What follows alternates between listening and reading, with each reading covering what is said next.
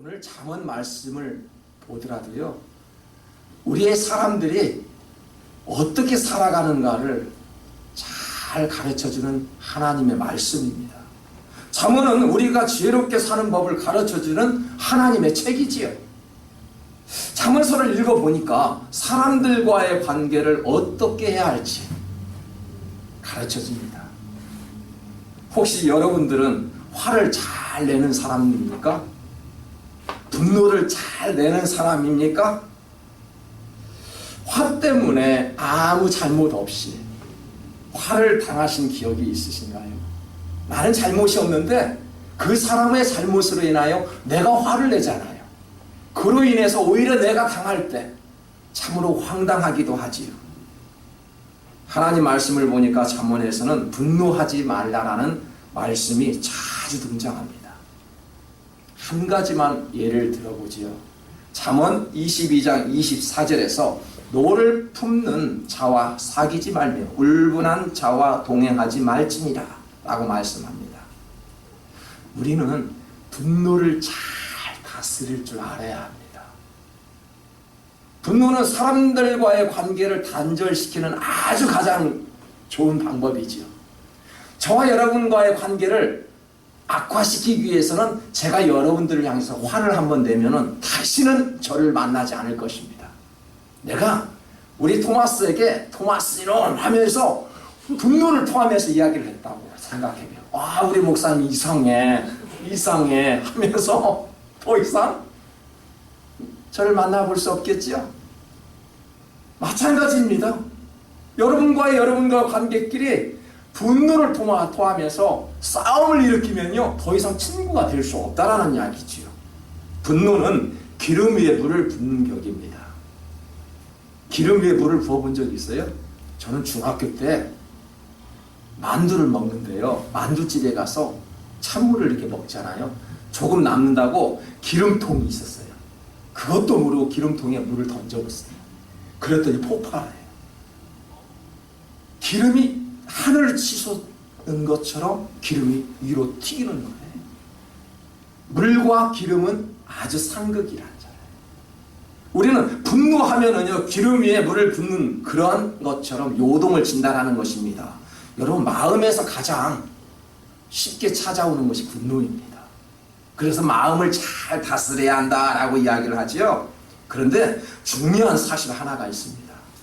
분노하는 사람도 좋지 않지만 분노할 수 있도록 영향을 주는 사람은 더 좋지 않은 습관을 가졌다는 것입니다. 원인 제공을 하는 것은 더 좋지 않다는 것입니다. 특히 우리가 금요일 밤이 되면은 밖에 나가면 무엇을 하죠? 경찰들이 음주 단속을 합니다. 금요일날 밤에 주말이면은 더 심하게 단속을 합니다. 왜 그럴까요? 술을 먹고 운전하게 되면 다른 사람에게 피해를 준다는 이야기입니다. 술을 마시게 되면 기분이 어떤가요? 술을 마시면 기분이 좀 좋아진대요. 그런데 기분이 좋아지면 좋아지는 것으로 끝이라면 괜찮아요. 그런데 기분이 좋아지면 어떻게 합니까? 실수를 하게 되어 있어요. 정신이 이상하게 되어 있어요. 말을 많이 하게 되어 있어요. 밖에 나가면 사고를 치게 되어 있어요. 그래서 성경에서는 술을 금하라고 이야기를 합니다. 분별력을 잃어버릴 수 있기 때문에 기분만 좋아진다면 좋을 텐데 더 이상의 나쁜 역할이 우리에게 찾아온다라는 것입니다. 분별력을 잃어버리면 정신 상태가 흐려지니 길이 보이지 않지요. 그러다 보면 사고가 난다는 이야기죠. 본문 1절을 한번 다 같이 읽어볼까요? 포도주는 거만하게 하는 것이요 독주는 떠들게 하는 것이라. 이에 미혹되는 자마다 지혜가 없느니라. 자, 우리가 사람들은 술을 이길 수 있다라고 생각하죠. 술을 이길 수 있어요? 제가 술을 먹어봤겠어요? 안 먹어봤겠어요? 먹어봤어요. 제 몸이 등치가 크잖아요. 절대 술 못 이겨요. 리차드, 술 이길 수 있어요? 절대 못 이기죠? 내가 덩치가 크다고 해서 알코올에 들어가면은 우리가 이길 수 없다라는 이야기죠. 사람들은 술을 즐길 수 있다라고 생각합니다. 그러나 술을 먹고 정신이 온전하지 않을 수 있다라는 이야기죠. 우리가 카지노에 가면 돈을 딸 수 있다라고 생각하죠. 그러면서 카지노를 가죠. 라스베가스에서 한번 해봤죠, 다. 제가 해봤겠어요? 안 해봤겠어요? 저는 미국 처음 오자마자 라스베가스에서 한번 해봤어요. 그런데 뭐예요? 그냥 재미로 하잖아요, 우리는. 재미로 합니다. 그런데 돈을 따려고 하지 않죠, 우리는. 돈을 따려고 하는 것은 아닙니다. 그런데 우리는 심심풀이로 한번 하는 것은 괜찮다고 생각해요. 그런데 우리는 습관적으로 가서 도박을 하지요. 왜요? 돈을 딸 수 있다라고 생각하니까. 그런 사람들에게 한번 물어보십시오. 돈을 한 푼도 따지 않았다라고 이야기를 합니다. 돈 딴 사람은 없다라는 이야기죠. 마약 해보셨나요? 제가 마약을 해봤겠어요? 안 해봤겠어요? 이건 안 해봤어요. 이건 안 해봤어요. 마약이 저는 뭔지도 몰라요. 여러분 마약 혹시 해보셨나요? 해보니까 어때요? 기분이 좋아집니까? 저는 그건 모르겠어요. 기분이 좋아진지 아닌지는 모르겠는데요. 마약은 하는 순간부터 불안이 찾아오고요. 그때부터 인생의 실패가 시작되는 것이 마약인 줄 알아야 합니다. 호기심으로는 할 수 없어요. 우리가 술 한 잔 먹는 거, 담배 한번 태우는 거, 카지노에서 한번 하는 거, 이렇게 호기심으로 할 수 있지요. 하지만은 우리가 계속적으로는 할 수 없다는 이야기. 특히 마약은 절대 하지도 보지도 말아야 한다는 사실입니다. 술과 도박과 마약은 싸움을 일으키고요. 판단력을 흐리뜨리고 분별력을 잃게 합니다. 그래서 술에 미혹되면 지혜가 없다라고 이야기를 합니다. 그리고 지혜가 없으면 미련하고 미련하니까 실수와 실패를 가져온다는 이야기죠. 미련한 사람이 실패하고 실수하는 것이지요. 다툼을 멀리하기 위해서는 하나님을 떠나게 하는 원인 제공을 절대 하지 말라라는 것입니다. 나 자신 때문에 상대를 분노하지 않게 만들어야 한다는 이야기죠. 그래서 2절에서는 이렇게 이야기합니다. 한번 나같이 읽어볼게요. 왕의 분노는 사자의 부르짖음과 같다. 그러므로 왕을 화나게 하는 것은 자살 행위나 다름이 없다. 다른 사람을 화나게 하는 것은 자살 행위래요. 이해가 가십니까? 저도 성경에서 발견해 본 것이 이 말씀이에요.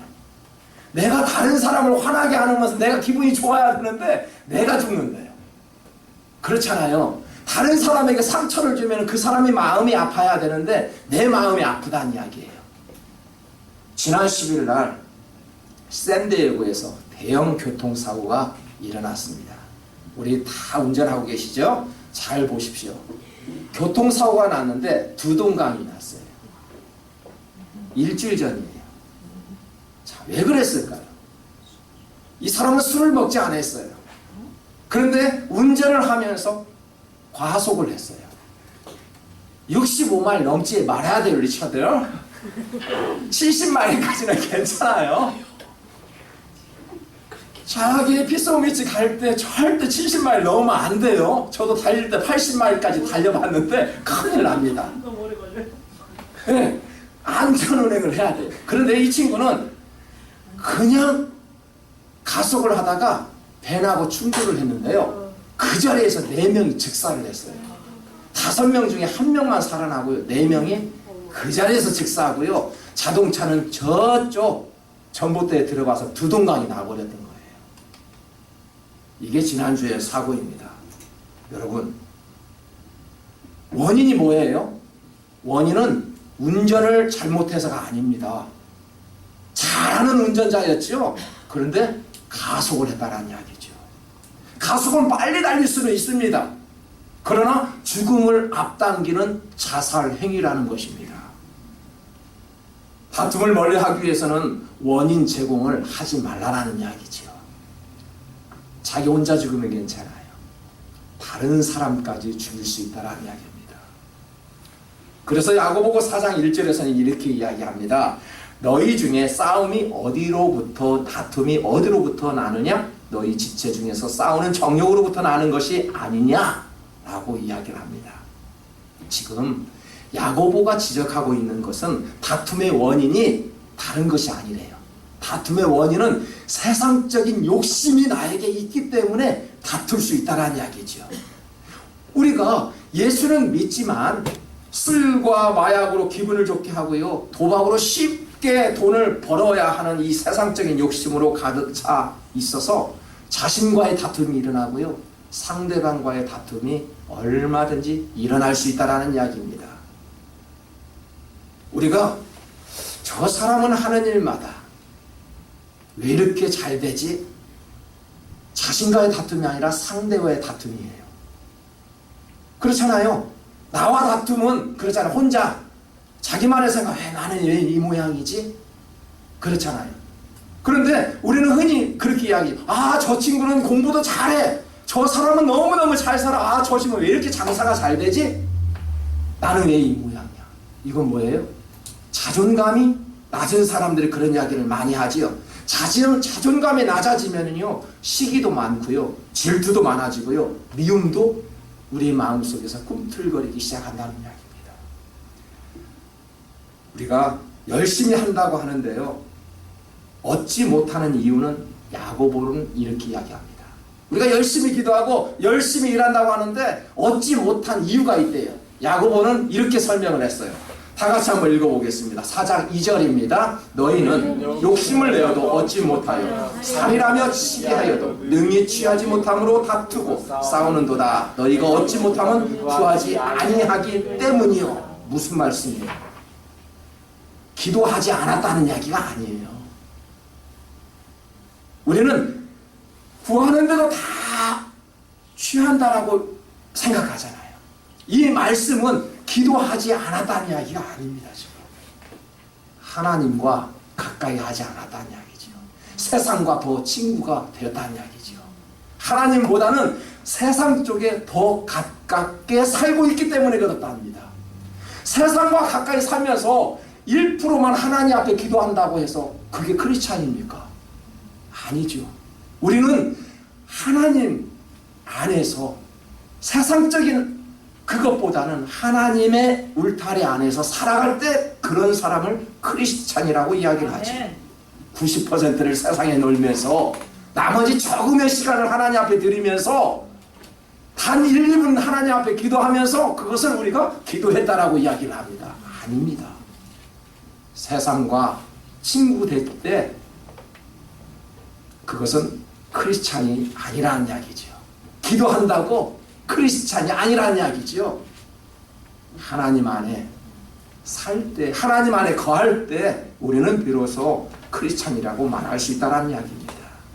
우리가 지식을 얻기 위해서는 신문도 보아야 되지요. 뉴스도 보아야 합니다. 책도 읽어야 합니다.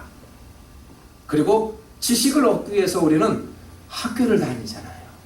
인생의 30%를 학교 생활에 사용됩니다. 우리 청년들은 지금도 공부하지요. 어떤 분들은 나이 50이 되는데도 공부하는 분들이 계세요. 우리 전도자님도 50이 되는데도 공부하고 있어요. 평생을 공부하는 사람들도 있어요. 대부분의 인생 30%는 공부에 사용해요. 왜요?